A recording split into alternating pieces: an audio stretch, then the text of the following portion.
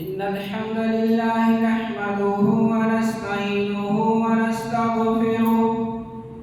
ونعوذ بالله من شرور أنفسنا ومن سيئات أعمالنا من يهده الله فلا مضل له ومن يضلله فلا هادي له وأشهد أن لا إله إلا الله وأشهد أن محمدا عبده ورسوله يا أيها الذين آمنوا اتقوا الله حق تقاته ولا تموتن إلا وأنتم مسلمون يا أيها الناس اتقوا ربكم الذي خلقكم من نفس واحدة وخلق منها زوجها وبث منهما رجالا كثيرا ونساء واتقوا الله الذي تساءلون به والأرحام إن الله كان عليكم رقيبا يا أيها الذين آمنوا اتقوا الله وقولوا قولا سديدا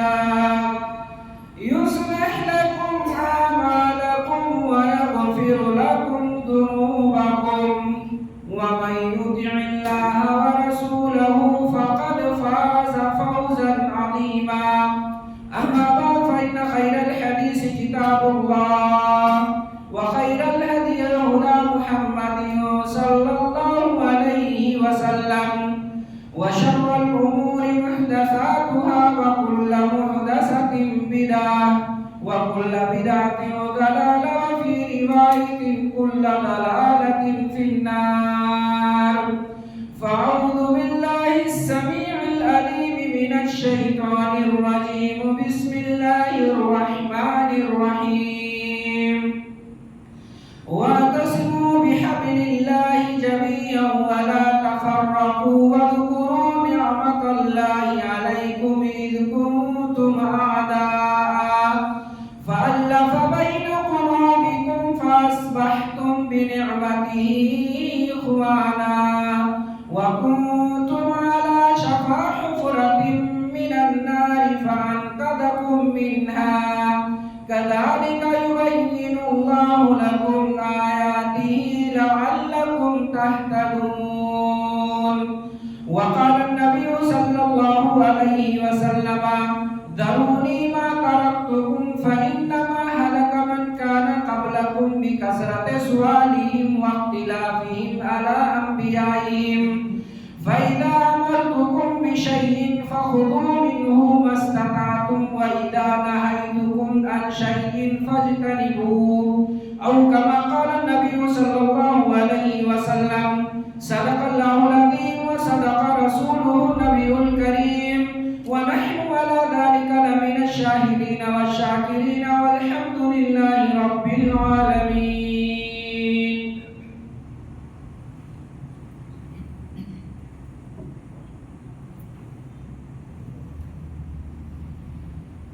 إن الحمد لله نحمده ونستعينه ونستغفره ونعوذ بالله من شرور أنفسنا ومن سيئات أعمالنا من يهده الله فلا مضل له ومن يضلله فلا هادي له وأشهد أن لا إله إلا الله وأشهد أن محمدا عبده ورسوله أما بعد فإن خير الحديث كتاب الله وخير الهدي هدى محمد صلى الله عليه وسلم وشر الأمور محدثاتها وكل محدثة بدعة وكل بدعة ضلالة وفي رواية كل ضلالة في النار. محترم حاضرین جمعہ، بزرگوں، نوجوانوں، عزیز بچوں، پردہ نشین خواتین ملت اسلامیہ، ہر قسم کی بڑائی کبریائی حمد و تعریف اللہ وحدہ لا شریک خالق کائنات مالک زمین و آسمان کے لیے ہے۔ बादहू करोड़ों दरूद व सलाम के फूल निशावर हो अल्लाह के तमाम नबियों और रसूलों पर, खुसूसन आखिरी नबी जनाब मोहम्मद रसूलुल्लाह सल्लल्लाहु अलैहि वसल्लम की ज़ात अतहर पर, जिन्हें अल्लाह रब्बुल आलमीन ने रहमतुल लिल आलमीन बना करके भेजा। मोहतरम सामीन व हाज़रीन, आज के इस खुतबे जुमा में जो उन्वान आपके सामने लेकर के हाजिर हुआ हूँ वो उन्वान है बिदअत की खतरनाकी। अल्लाह रब्बुल आलमीन से हम दुआ करते हैं कि अल्लाह रब्बुल आलमीन हमें जनाब मोहम्मद रसूलुल्लाह सल्लल्लाहु अलैहि वसल्लम की सुन्नत पर चलने वाला, अल्लाह रब्बुल आलमीन हमें बिदअतों से दूर रहने वाला और बिदअतों से इज्तनाब करने वाला बनाए, आमीन या रब्बल आलमीन। मोहतरम सामीन, अल्लाह रब्बुल आलमीन का बेपाया शुक्र एहसान है कि उसने हमें इस्लाम की दौलत से मालामाल किया, इस्लाम की दौलत से नवाजा। और ये इस्लाम जिसकी शुरुआत अल्लाह रब्बुल आलमीन ने हज़रत आदम से की थी, और जिस इस्लाम को अल्लाह रब्बुल आलमीन ने जनाब मोहम्मद रसूलुल्लाह सल्लल्लाहु अलैहि वसल्लम की ज़ात अतहर पर मुकम्मल फरमा दिया। जनाब मोहम्मद रसूलुल्लाह सल्लल्लाहु अलैहि वसल्लम जब 40 बरस के हुए, अल्लाह रब्बुल आलमीन ने आपके सर पर नबूवत और रिसालत का ताज रखा। अल्लाह रब्बुल आलमीन ने आपको हुक्म दिया कि ऐ मोहम्मद आप जाइए और लोगों में अल्लाह रब्बुल आलमीन की तौहीद का ऐलान कर दीजिए।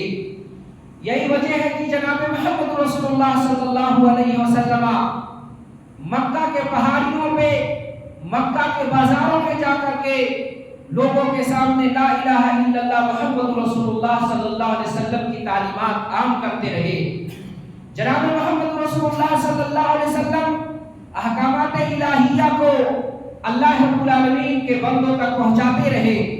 जनाब मोहम्मद रसूलुल्लाह सल्लल्लाहु अलैहि वसल्लम जब मक्का से हिजरत करके मदीना आए, जनाब मोहम्मद रसूलुल्लाह सल्लल्लाहु अलैहि वसल्लम को जब ऐसा लगने लगा कि अब मैं लोगों के दरमियान ज्यादा दिन तक जिंदा नहीं रहूंगा, लोगों के दरमियान नहीं रहूंगा, अल्लाह के रसूल सल्लल्लाहु अलैहि वसल्लम ने उम्मत को बेशुमार नसीहतों से नवाजा था। अल्लाह के रसूल सल्लल्लाहु अलैहि वसल्लम ने अपने उम्मतियों को, सहाबे किराम को, आप सल्लल्लाहु अलैहि वसल्लम पर ईमान लाने वालों को जनाब मोहम्मद रसूलुल्लाह सल्लल्लाहु अलैहि वसल्लम ने एक वसीयत किया था, जिस वसीयत को रिवायत करने वाले हजरत इरबाद इब्न सारिया हैं कि अली इरबाद इब्न सारिया काल खतबना रसूलुल्लाह सल्लल्लाहु अलैहि वसल्लम खुतबतन बलीगा ज़रफ़त मिनहु हुयून वजिलत मिनहु क़ुलूब फ़क़ाल क़ाइल या रसूलल्लाह कअन्नहा हाज़िही खुतबतुन मुवद्दइन फ़माज़ा ताहदु इलैना फ़क़ाल अलैकुम बितक़वल्लाहि वस्सम'i वत्ता'i इन कान अब्दन हबशिय्या फ़इन्नहु मन यइश मिनकुम फ़सयरा इख्तिलाफ़न कसीरा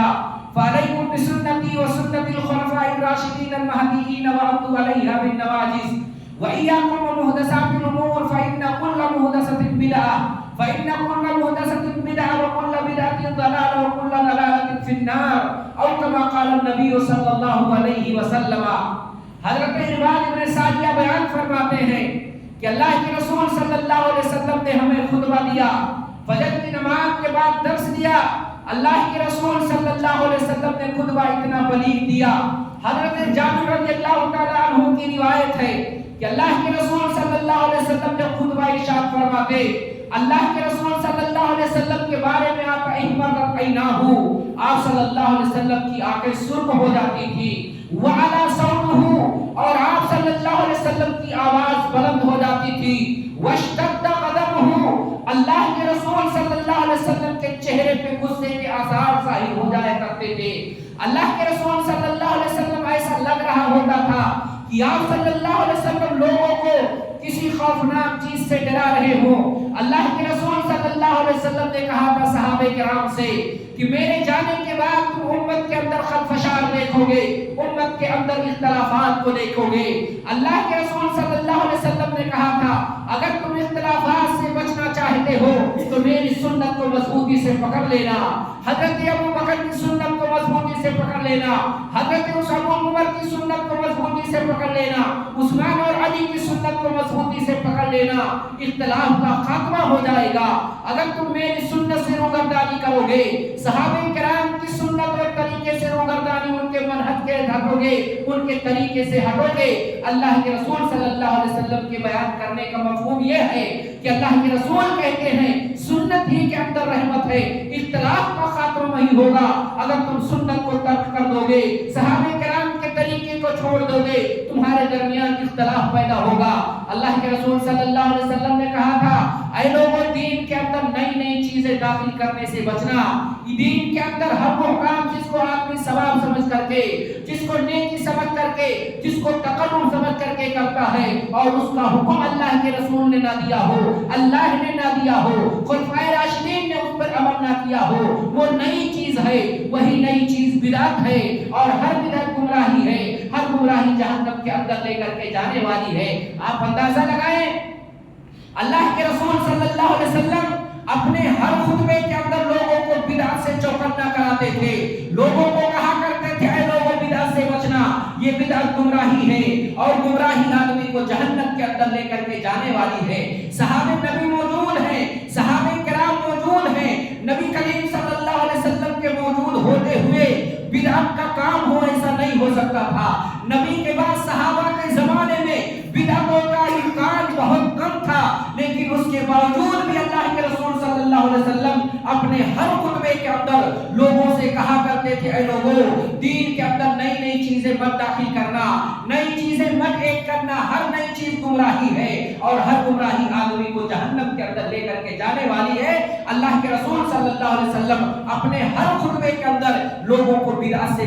دور رکھتے تھے، لوگوں کو بدعت کے تعلق سے متنبہ کرتے تھے اے لوگوں بدعتوں سے دور رہنا۔ سوال پیدا ہوتا ہے بدعت کیا ہے؟ علامہ ابن تیمیہ رحمہ اللہ بیان فرماتے ہیں، کہتے ہیں ہر وہ کام جس کا حکم اللہ نے نہ دیا ہو، جس کا حکم رسول اللہ نے نہ دیا ہو، جس کا حکم خلفائے راشدین نے نہ دیا ہو، جو خلفائے راشدین نے نہ کیا ہو، صحابہ کرام نے نہ کیا ہو، رسول اللہ نے نہ کیا ہو، نہ اس پر عمل کیا ہو، نہ صحابہ کو حکم دیا ہو، نہ اسے واجب قرار دیا ہو، نہ اسے مستحب قرار دیا ہو، نہ اسے اچھا قرار دیا ہو، یہی بدعت ہے۔ ہر وہ کام جو قرآن کے خلاف میں کیا جائے، قرآن کے حکم کے خلاف کیا جائے، نبی کے حکم کے خلاف کیا جائے، نبی کی سنت کے خلاف کیا جائے، خلفائے راشدین کی سنت کے خلاف کیا جائے، وہی چیز بدعت ہے اور وہی گمراہی ہے۔ وہی گمراہی انسان کو جہنم کے اندر لے کر کے جانے والی ہے۔ کوئی عبادت ہم کریں اور اس پر اللہ کا حکم موجود نہ ہو، نبی کا حکم موجود نہ ہو، صحابہ نے اس فعل کو انجام نہ دیا ہو، لیکن آدمی نیکی سمجھ کر کے کرتا ہو، ثواب سمجھ کر کے کرتا ہو، تقرب سمجھ کر کے کرتا ہو، وہی بدعت ہے۔ اور اس بدعت کے بارے میں اللہ کے رسول صلی اللہ علیہ وسلم نے کہا تھا کہ ہر بدعت گمراہی ہے، ہر گمراہی آدمی کو جہنم کے اندر لے کر کے جانے والی ہے۔ جناب محمد رسول اللہ صلی اللہ علیہ وسلم کی وفات کے بعد امت کے اندر اختلاف تھوڑا سا پیدا ہوا، اللہ کے رسول صلی اللہ علیہ وسلم کے وفات کے مسئلے کو لے کر کے، لیکن جب حضرت ابوبکر صدیق نے خطبہ دیا اور قرآن کریم کی آیتیں پڑھ کر کے سنائی تو حضرت عمر کہتے ہیں مجھے ایسا لگ رہا تھا کہ قرآن کریم کی آیت کریمہ ابھی نازل ہوئی ہے۔ حضرت ابوبکر صدیق کے زمانے میں لوگوں نے زکات دینے سے انکار کر دیا، ایک نئی بدعت داخل کر دیا، کہا ہم زکات جب تک نبی تھے ہم زکات دیتے تھے، اب نبی کی وفات ہو گئی ہے اب ہم زکات نہیں دیں گے۔ ابوبکر نے کہا تھا قسم ہے اللہ کی، قسم ہے اللہ کی، جو نماز اور زکات کے درمیان فرق کرے گا، تفریق کرے گا، میں اس سے قتال کروں گا، میں اس سے لڑائی کروں گا۔ اگر وہ نبی کے زمانے میں اونٹ کے عقال، اونٹ کی رسی کو بھی اگر وہ زکات میں دیتا تھا اور اگر وہ اونٹ کی رسی زکات میں اگر وہ نہ دے گا تو اس سے قتال کروں گا۔ حضرت ابوبکر نے جب سنت کی لوگوں نے مخالفت کی، نبی کی سنت کو نہ مانا، نبی کی باتوں کو نہ مانا، تو ابوبکر صدیق نے اپنے دور خلافت میں ان لوگوں سے قتال کیا جنہیں مانعین زکات کے نام سے جانا جاتا ہے۔ یہ سلسلہ چلتا رہا، نبوت کے دعوے داروں نے نبوت کا دعویٰ کیا، ان سے بھی مسلمانوں نے قتال کیا تاکہ دین کی دفاع ہو سکے، تاکہ قرآن کی حفاظت ہو سکے، نبی کی سنت کی حفاظت ہو سکے۔ یہ سلسلہ چلتا رہا۔ میرے بھائیوں، اس امت کے اندر سب سے پہلی بدعت جو داخل ہوئی وہ بدعت الخوارج کے نام سے جانا جاتا ہے۔ جب سیدنا علی اور حضرت معاویہ کے درمیان جنگ صفین مطمئن ہوئی، اس کے اندر صلح یہ ہوا کہ حکم متعین کر دیا جائے، فیصلہ کرنے والے متعین کر دیا جائے، اور حکمین کی موجودگی میں جو دونوں کو رائے دیں گے اسی رائے کو مانا جائے گا۔ ایک فرقہ نکلا جسے خوارج کہا جاتا ہے۔ حرقوس بن زہیر جو ان کا سرگنا تھا، اس نے کہا یہ لوگوں کو کیا ہو گیا ہے، انہوں نے قرآن کو حکم نہیں مانا، انہوں نے جو ہے مخلوق کو حکم مان لیا، کہا یہ تو کافر ہو گئے ہیں۔ اللہ کہتا ہے جو اللہ کے نازل کردہ چیزوں کے علاوہ کوئی فیصلہ کرے گا وہ کافر ہو جائے گا۔ وہ قرآن کی آیتیں پڑھ کر کے لوگوں کو گمراہ کرتے رہے، بالآخر ان کو جو ہے وہاں سے نکالا گیا، وہ بھاگ کر کے جو ہے مقام حرورہ میں آئے، اور اس وجہ سے انہیں حروریہ کہا جاتا ہے۔ سب سے پہلے یہ فرقہ جو ہے بدعت الخوارج کے نام سے جانا جاتا ہے، جس نے سب سے پہلے جو ہے صحابہ کرام کو کافر کہا، اور حکمین جو بنے تھے اس کو انہوں نے کافر کہتے ہوئے اپنی ایک جماعت کو بنا لیا۔ سوال پیدا ہوتا ہے یہ فرقہ گمراہ کیسے ہوا؟ یہ بھی قرآن کریم کی آیتیں پڑھتا تھا، قرآن کریم کی آیتیں پڑھ کے دلیل دیتا تھا، قرآن کریم کی آیتوں کو بتاتا تھا، لیکن کمی کہاں تھی؟ ان کے یہاں کمی یہ تھی کہ انہوں نے صحابہ کے منہج کو چھوڑ دیا تھا، صحابہ کے طریقے کو چھوڑ دیا تھا۔ آج بھی ایسے لوگ پائے جاتے ہیں جنہیں قرآن کا علم نہیں ہے، مدرسے میں نہیں پڑھا ہے، اسکولوں میں نہیں پڑھا ہے، عربی نہیں جانتے ہیں، عربی کا گرامر نہیں جانتے ہیں، قرآن کی تفسیر نہیں جانتے ہیں، لیکن 4 کتابوں کو پڑھ کر کے آ کر کے مصلی پہ بیٹھ کر کے قرآن کریم کی تفسیر کرتے ہیں، قرآن کریم کا درس دیتے ہیں اور اپنے عقل سے تفسیر کرتے ہیں۔ اسی عقل کی تفسیر کی وجہ سے خوارج گمراہ ہوئے، اور اللہ کے رسول صلی اللہ علیہ وسلم نے کہا تھا یہ دین سے ایسے ہی نکلے ہوئے ہیں جیسے آٹے سے بال کو نکال لیا جاتا ہے، ایسے ہی یہ دین سے بالکل نکلے ہوئے ہیں، جیسے لوگوں کا اسلام کے اندر کوئی حصہ اور کوئی نصیبہ نہیں ہے۔ آج انہی خوارج کے نقش قدم پہ کچھ لوگ چل کر کے جنہیں قرآن و حدیث کا علم نہیں ہے وہ بیٹھ کر کے تفسیر کرتے ہوئے نظر آتے ہیں۔ کوئی ماسٹر ہے، کوئی انجینئر ہے، کوئی ڈاکٹر ہے، کیا حق آپ کو دیا ہے شریعت نے کہ آپ بیٹھ کر کے اللہ کے کلام کی تفسیر کریں؟ آپ کو وہ ملکہ نہیں ہے، آپ کو وہ اہلیت نہیں ہے کہ آپ قرآن کریم کی تفسیر کریں اور اپنے عقل پر تفسیر کرتے ہیں، عقل اپنی سوچ اپنی فہم کے مطابق تفسیر کرتے ہیں۔ ایسے لوگ خود گمراہ ہیں اور دوسروں کو بھی گمراہی کی طرف لے جانے والے لوگ ہیں۔ ایسے ہی معتزلہ کی بدعت، ارجا کی جو ہے بدعت، اور اسی طرح سے قدریہ، جہمیہ جنہوں نے تقدیر کا انکار کر دیا، یہ فرقے آئے اور دنیا سے چلے گئے، لیکن آج بھی ان کے افکار و نظریات اس امت کے اندر موجود ہیں۔ آج بہت سارے مسلمان میں نام نہیں لینا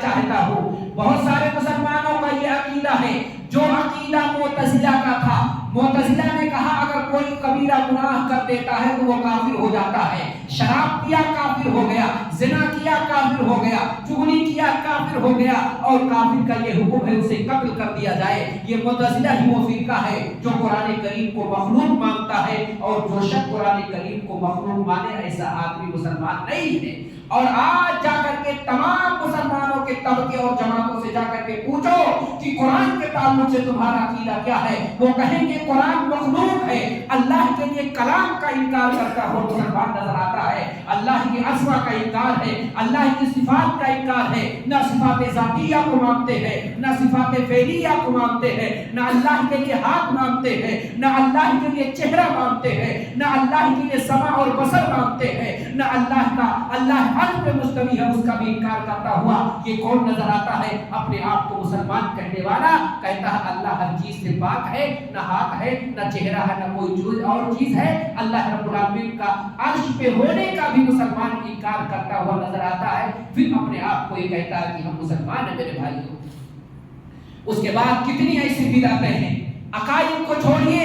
عقائد کے اندر یہ ساری گڑبڑیاں ہمارے اندر پائی جا رہی ہے۔ ہم دن رات جو نمازیں پڑھتے ہیں 5 وقت، اس کے اندر بھی کتنی بدعتیں لوگوں نے لا کر کے داخل کر دیا ہے۔ آدمی وضو کرتا ہے، وضو کے اندر بھی کتنی بدعتیں ہیں۔ آج جو ہے شواب مسلک کی جتنی بھی کتابیں ہیں جہاں وضو کا طریقہ بیان کیا جاتا ہے، داہنا ہاتھ دھونے کی الگ دعا ہے، بایاں ہاتھ دھونے کی الگ دعا ہے، داہنا قدم دھونے کی الگ دعا ہے، بایاں قدم دھونے کی الگ دعا ہے، یہ دعائیں آئی کہاں سے؟ اسلام سے اس کا کوئی تعلق نہیں ہے۔ جناب محمد رسول اللہ صلی اللہ علیہ وسلم کی جو حدیث ہے، بسم اللہ کر کے نیت کر کے آپ وضو کریں، اور وضو کرنے کے بعد جو وضو کی دعا اللہ کے رسول نے سکھلائی ہے وہ دعا پڑھیں۔ بیچ میں جو ہم اتنی ساری جھوہ اور دعائیں ایجاد کر کے رکھے ہیں، اس کا شریعت سے کوئی تعلق نہیں ہے۔ اب اگر کوئی آدمی اسے شریعت مان کر کے، ثواب مان کر کے کرتا ہے تو وہی بدعت ہے، اور اسی پر عمل کرنے والا بدعتی ہے۔ اور ایسے بدعتی کے بارے میں اللہ کے رسول نے کہا تھا کہ بدعت گمراہی ہے، اور ہر گمراہی آدمی کو جہنم کے اندر لے کر کے جانے والی ہے۔ وضو کے اندر گردن کا مسح ہے، کسی بھی صحیح حدیث سے گردن کا مسح ثابت نہیں ہے۔ لہذا اگر کوئی آدمی ثواب سمجھ کر کے جو ہے، نیکی سمجھ کر کے، اچھا سمجھ کر کے، عبادت سمجھ کر کے اگر کوئی گردن کا مسح کرتا ہے تو وہ بدعت ہے، اور ایسے آدمی کو ڈرنا چاہیے۔ یہ وہی بدعت ہے جو ہمیں جہنم کے اندر لے کر کے جانے والی ہے۔ آج نماز کے اندر ہم دیکھیں، نماز کے اندر نیت کی جاتی ہے کہ میں نیت کرتا ہوں 4 رکعت ظہر عصر کی، 4 رکعت ظہر کی، امام کے پیچھے قبلہ کی طرف ہے، فلاں مسجد کے اندر نہ جانے کون کون سے لوگ جملے ایجاد کر کے رکھتے ہیں۔ میرے بھائیوں، نماز کے اندر جو نیت کی جاتی ہے، نیت کا تعلق اللہ کی ابن قیم رحمہ اللہ اور دیگر علماء کرام بیان فرماتے ہیں، النیت محلها القلب، کی نیت کی جو جگہ ہے وہ دل ہے، زبان سے اس کا کوئی تعلق نہیں ہے۔ اگر کوئی زبان سے نیت کرتا ہے کہ میں نماز پڑھتا ہوں 2 رکعت جمعہ کی فلاں امام کے پیچھے قبلہ کی طرف رخ کر کے، یہ اللہ کے رسول سے ثابت نہیں ہے۔ اگر کوئی آدمی اسے نیکی سمجھ کر کے، شریعت سمجھ کر کے کرتا ہے تو گویا کہ وہ بدعت پہ عمل کر رہا ہے، اور بدعت پہ عمل کرنے والا بدعتی ٹھہرتا ہے، اور بدعتی کا ٹھکانہ اللہ کے رسول صلی اللہ علیہ وسلم نے جہنم میں اشارہ کیا۔ آج نمازوں کے اندر یہ بدعت کون کر رہا ہے؟ مسلمان کر رہا ہے۔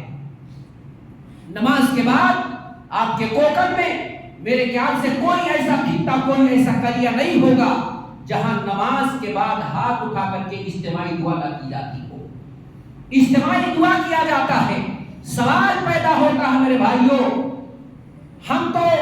اللہ کے ماننے والے ہیں، ہم تو جناب محمد رسول اللہ کو ماننے والے ہیں، ہم نے کلمہ اللہ کا پڑھا ہے، ہم نے کلمہ رسول اللہ کا پڑھا ہے، پھر یہ جو چیزیں ہم عمل کر رہے ہیں، کیا ہمیں توفیق ملتی ہے کہ کبھی ہم پوچھیں کسی سے، کبھی ہم جانچیں، کبھی ہم پرکھیں کہ جو ہم نمازیں پڑھ رہے ہیں ہماری نماز سنت کے مطابق ہے یا ہماری نماز سنت کے مطابق نہیں ہے؟ ہم جو یہ دعائیں اجتماعی مانگ رہے ہیں کیا اللہ کے رسول سے ثابت ہے؟ اللہ کے رسول سے ثابت ہے یا اللہ کے رسول سے ثابت نہیں ہے؟ صحابہ کرام سے اس کا ثبوت ملتا ہے یا صحابہ کرام سے اس کا ثبوت نہیں ملتا ہے؟ میرے بھائیوں، پوری حدیث کھٹال ڈالے آپ، پوری حدیث کھٹال ڈالے آپ، صحابہ کی روایات اور ماثورات کو آپ پڑھ ڈالے، آپ کو کہیں بھی اس کا ثبوت نہیں ملے گا کہ صحابہ کرام نے اجتماعی دعا نماز کے بعد کیا ہو۔ اللہ کے رسول سے کوئی حدیث ثابت نہیں ہے، اللہ کے رسول کا کوئی فعل ثابت نہیں ہے کہ فرض نماز کے بعد ہاتھ اٹھا کر کے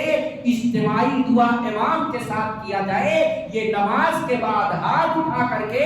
اجتماعی دعا کرنا بدعت ہے، یہ نہ قرآن کریم سے ثابت ہے، نہ اللہ کے رسول کی سنت سے ثابت ہے، نہ کسی صحابہ سے ثابت ہے۔ لہذا فرض نمازوں کے بعد ہاتھ اٹھا کر کے ایک ساتھ دعا کرنا، اجتماعی اور اکٹھا دعا کرنا، یہ بدعت ہے۔ اس بدعت سے اجتناب کرنے کی میرے بھائیوں ضرورت ہے ہمیں اور آپ کو۔ اللہ یہ نہیں چاہتا کہ آپ بہت زیادہ عمل کریں، اللہ رب العالمین چاہتا ہے آپ کم عمل کریں لیکن اچھا کریں، کوالٹی اچھی ہونی چاہیے، کوانٹٹی کی طرف آپ نہ جائیں۔ آپ جو عمل انجام دے رہے ہیں، جو کام کر رہے ہیں، وہ ورجنل ہونا چاہیے، اور ورجنل ہونے کے لیے ضروری کیا ہے کہ ہم دیکھیں کہ ہماری نماز سنت کے موافق ہے کہ نہیں، ہماری نماز جناب محمد رسول اللہ صلی اللہ علیہ وسلم کی حدیث کے مطابق ہے یا حدیث کے مطابق نہیں ہے۔ میرے بھائیوں، یہ جو بدعتیں نماز کے اندر ہیں، ہم اور آپ نیکی سمجھ کر کے کرتے ہیں، تقرب سمجھ کر کے کرتے ہیں، ایسے بدعتوں سے اجتناب کرنے کی ضرورت ہے۔ جتنا اللہ اس کے رسول اور صحابہ کرام سے ثابت ہے اتنا ہم کریں، آگے بڑھنے کی ہمیں اور آپ کو ضرورت نہیں ہے۔ میرے بھائیوں، عقائد کے تعلق سے دیکھیں، اذان کے تعلق سے بھی کتنی بدعتیں ہمارے معاشرے کے اندر پھیلی ہوئی ہیں۔ بہت سارے لوگ اذان سے پہلے सलात व सलाम का नजराना पेश करते हैं, सलात व सलाम का नजराना पेश करते हैं। हजरत अबू महजूरा जो मक्का के मुअज्जिन थे, हजरत बिलाल मदीना के मुअज्जिन थे। आप हदीस की किताबें उठा करके देखें, हजरत अबू महजूरा से अजान की जितनी भी रिवायतें हैं, सारी रिवायतों के अंदर अल्लाहु अकबर न आगे दरूद व सलाम है, न बाद में दरूद व सलाम है। अल्लाह के रसूल सल्लल्लाहु अलैहि वसल्लम ने उनको जैसे सिखाया था वैसे वो अजान देते थे। इसी तरह से मदीना के अंदर बिलाल रज़ियल्लाहु ताला अन्हु अजान से पहले कभी भी उन्होंने सलातो सलाम का नजराना नहीं पेश किया, सलातो सलाम नहीं पढ़ा। लेकिन आज अपने आप को सुन्नी कहने वाले, आज अपने आप को नबी से वफादारी का सबूत देने वाले, अपने आप को गुलामाने मुस्तफा कहने वाले, अपने आप को आशिकाने मुस्तफा कहने वाले, आज जब उनकी मस्जिदों से जो है अजान की आवाज आती है तो अल्लाह की किबरियाई बात में सुनाई देती है। जनाबे मोहम्मद रसूलुल्लाह पे दुरूद पहले भेजा जाता है। मकाम बड़ा अल्लाह का है, किबरियाई और बड़ाई पहले अल्लाह की हो, फिर शान हो तो बाद में मुस्तफा की शान हो, ये उसूल कहता है। लेकिन हालत ये है कि हमने क्या कर दिया, हमने अल्लाह के जिक्र को पाछे कर दिया और मुस्तफा के जिक्र को आगे कर दिया। आगे पाछे तो बड़ी दूर की बात है। क्या ये जो हम दरूद व सलाम का नजराना पेश करते हैं, क्या ये अल्लाह के रसूल से साबित है? क्या ये अबू महजूरा से साबित है? क्या हजरत बिलाल को अल्लाह के रसूल ने इसका हुक्म दिया? क्या सहाबे किराम ने अजान से पहले सलातो सलाम पेश किया? या सहाबे किराम के बाद ताबईने किराम और अइम्मे किराम ने इसका हुक्म दिया? आप जाकर के पूरी हदीस खखाल डाले, आप कुरान करीम की आयतें खखाल डाले, सहाबे किराम के आसार खखाल डाले, आपको कहीं नहीं मिलेगा कि अजान से पहले सहाबे किराम ने सलातो सलाम का नजराना पेश किया हो। और सहाबे किराम मैं आपको बताऊं, अल्लाह के रसूल की सुन्नत से वो कितनी मोहब्बत करते थे। हजरत नाफे बयान फरमाते हैं, कहते हैं कि इन्ना रजुलन, एक आदमी अतसा इला जंबे इब्ने उमरा, एक आदमी अब्दुल्ला इब्ने उमर के पास बैठा हुआ था कि उसे छींक आ गई, उसे छींक आ गई। उसने कहा अल्हम्दुलिल्लाह वस्सलाम अला रसूलिल्लाह, सारी तारीफ अल्लाह रब्बुल आलमीन के लिए है और सलातो सलाम हो जनाब मोहम्मद रसूलुल्लाह सल्लल्लाहु अलैहि वसल्लम पर। इतने में हजरत अब्दुल्ला इब्ने उमर उठ के खड़े हो जाते हैं। कहते हैं लैसा हकदा अल्लाह रसूलुल्लाह सल्लल्लाहु अलैहि वसल्लम, अल्लाह के रसूल ने हमें ऐसा नहीं सिखाया है कि जब हमें छींक आए तो अल्हम्दुलिल्लाह कहे और वस्सलामु अला रसूलिल्लाह कहे, बल्कि अल्लाह के रसूल ने हमें इतना सिखाया है कि जब आदमी को छींक आ जाए तो अल्हम्दुलिल्लाह कहे, अस्सलामु अला रसूलिल्लाह, अल्लाह के रसूल पर सलामती हो। ये अल्लाह के रसूल ने कलिमा हमें नहीं सिखाया। लिहाजा अल्लाह के रसूल ने जितना करने का हुक्म दिया है कि छींक आने पर सिर्फ अल्हम्दुलिल्लाह कहो, अस्सलामु अला रसूलिल्लाह। ये कोई बुरा कलिमा नहीं है, ये अच्छी बात है, अच्छा कलिमा है। नबी पे सलातो सलाम भेजा जा रहा है और भेजना चाहिए, लेकिन भेजने का मकाम कहाँ है, वहां भेजा जाए। छींक का जो तरीका है, छींक जब आए तो अल्लाह के रसूल ने अल्हम्दुलिल्लाह सिखाया है और उसके साथ कोई अस्सलाम अला रसूलिल्लाह जोड़ता है तो यही बिदात है। यही क्या है? यही बिदात है। मामला कलिमात का नहीं है, मामला नबी की जात का है, नबी की बात का है, नबी से मोहब्बत का है। नबी ने जितना सिखाया है उतना ही हमें कहना है। हम नेकी समझ करके अपने तरफ से अगर कोई कलिमा अच्छा समझ करके कोई सेंटेंस अच्छा जान करके ऐड करते हैं तो वही बिदात है और हर बिदात गुमराही है और वही गुमराही जहन्नम के अंदर लेकर के जाने वाली है। भला बताओ, छींक जो मामूली चीज है, छींक जो मामूली चीज है, उसके साथ जब अस्सलामु अला रसूलिल्लाह नहीं जोड़ सकते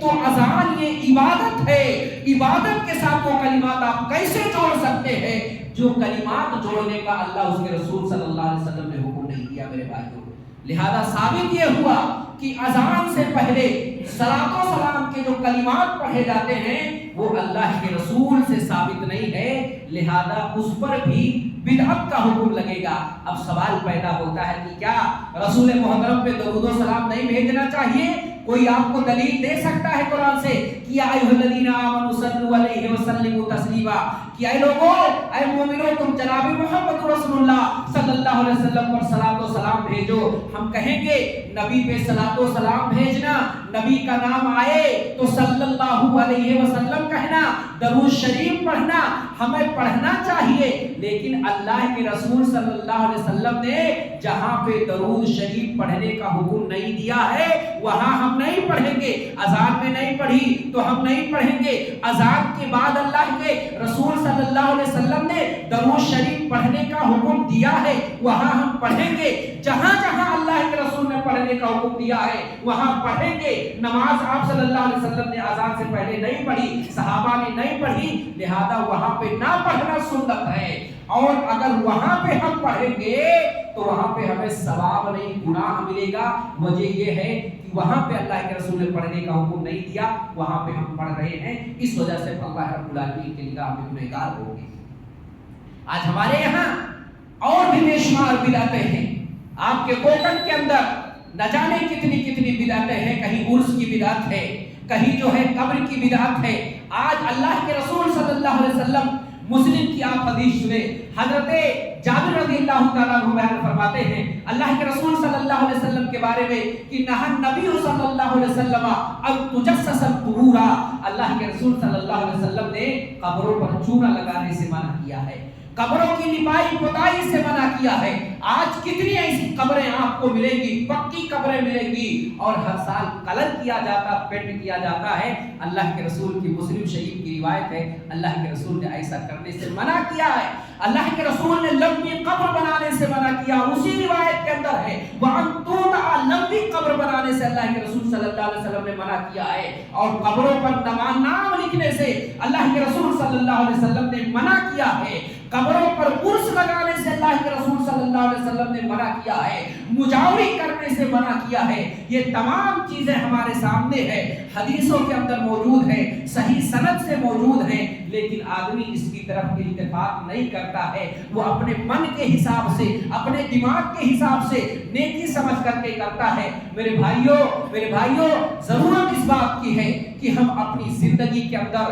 اپنے دل کے ایک کونے میں اللہ کی کتاب کی محبت ڈال لیں، دوسری طرف جناب محمد رسول اللہ کی سنت کی محبت ڈال لیں، اس بدعت سے بچے۔ ائمہ کرام سلف صالحین کہا کرتے تھے اے لوگوں بدعت سے بچو، بدعت سے دور رہو۔ حضرت سفیان ثوری کہتے ہیں کہ شیطان کو سب سے زیادہ محبوب یہی بدعت ہے، گناہ سے بھی زیادہ پسند ابلیس کو کیا ہے؟ بدعت ہے، لہذا بدعت کو پسند کرنے والا ابلیس کے صف میں آ کر کے کھڑے ہو جاتا ہے۔ اللہ کے رسول صلی اللہ علیہ وسلم سلف صالحین کے بارے میں سفیان ثوری کہتے ہیں بدعتی سے کلام نہ کیا جائے، بدعتی کے ساتھ نہ اٹھا جائے، بدعتی کے ساتھ بیٹھا نہ جائے، اپنی لڑکی کو اس کے گھر میں نہ دیا جائے، اس کی لڑکی کو اپنے گھر نہ لایا جائے۔ یاد رکھو اگر بدعتی کے ساتھ آپ رہیں گے تو ہو سکتا ہے کوئی شبہ آپ کے دل کے اندر بیٹھ جائے اور اسی شبہے کی بنیاد پہ آپ صراط مستقیم کو چھوڑ کر کے صراط شیطان پہ چل پڑے، صراط شیطان پہ نکل پڑے۔ اسی وجہ سے سلف صالحین جو ہے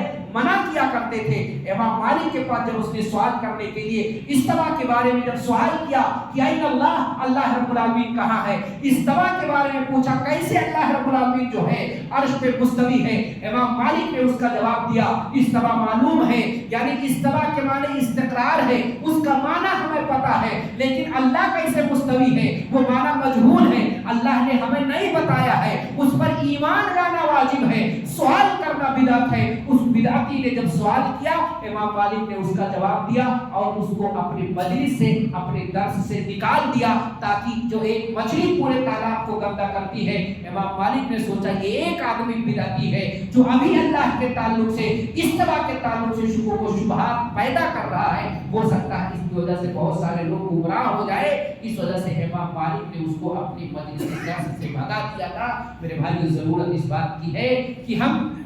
اللہ کے رسول صلی اللہ علیہ وسلم سے محبت کرے، نبی کی سنت سے محبت کرے۔ اللہ کے رسول صلی اللہ علیہ وسلم نے کہا تھا لن تضلوا ما تمسكتم بهما کتاب اللہ و سنتی، تم کبھی گمراہ نہیں ہوگے جب تک اللہ کی کتاب کو مضبوطی سے پکڑے رہو گے، جناب محمد رسول اللہ صلی اللہ علیہ وسلم کی سنت کو مضبوطی سے پکڑے رہو گے۔ آج جو یہ بدعتیں ہمارے سماج معاشرے سوسائٹی کے اندر پائی جاتی ہیں، اس کی وجہ سنت سے دوری ہے۔ ہم نے سنت کو چھوڑ دیا، ہمیں جو چیز اچھی لگی، جو چیز پیاری لگی، جو چیز سستی لگی، ہم اس کے پیچھے بھاگ کر کے جو ہے اپنے آپ کو اس میں شامل کرتے ہیں۔ یہی وجہ ہے کہ آج سب سے زیادہ مسجدوں میں اتنی بھیڑ نہیں ہوتی ہے جتنی بھیڑ عرس میں ہوتی ہے، جتنی بھیڑ جو ہے سندن میں ہوتی ہے، جتنی بھیڑ قوالیوں میں ہوتی ہے، جتنی بھیڑ ناچ گانوں میں ہوتی ہے۔ وہاں آسانیاں ہی آسانیاں ہیں، وہاں صرف جنت ہی جنت ہے، وہاں سرٹیفکیٹ دیا جا رہا ہے، جنت کا ٹکٹ دیا جا رہا ہے۔ نماز پڑھنے میں محنت ہے، سنت پر عمل کرنے میں محنت ہے۔ آج کوئی محنت کرنا نہیں چاہتا ہے، آج ہر کوئی جو ہے سستی جنت چاہتا ہے، سستے میں جنت پانا چاہتا ہے۔ میرے بھائیوں، اگر جنت آپ پانا چاہتے ہیں، صحیح راستے پر رہنا چاہتے ہیں، تو اللہ کی کتاب کو مضبوطی سے پکڑ لو، نبی کی سنت کو مضبوطی سے پکڑ لو، اور جو چیزیں بدعت ہیں، جو اللہ کے رسول سے ثابت نہیں ہے، صحابہ کرام سے ثابت نہیں ہے، اس سے ہم اپنے آپ کو دور رکھیں۔ ہم اللہ رب العالمین سے دعا کرتے ہیں کہ اللہ رب العالمین ہمیں ایک بنا دے، اللہ رب العالمین ہمیں نیک بنا دے، اللہ رب العالمین جب تک زندہ رکھے، ایمان پر زندہ رکھے، توحید پر زندہ رکھے، اللہ رب العالمین سنت پر عمل کرنے والا بنا کر کے زندہ رکھے۔ اللہ رب العالمین ہمارے دلوں میں بدعت سے نفرت ڈال دے، بدعت سے دور رہنے والا بنا دے۔ آمین رب العالمین۔ والسلام علیکم ورحمۃ اللہ وبرکاتہ۔ نماز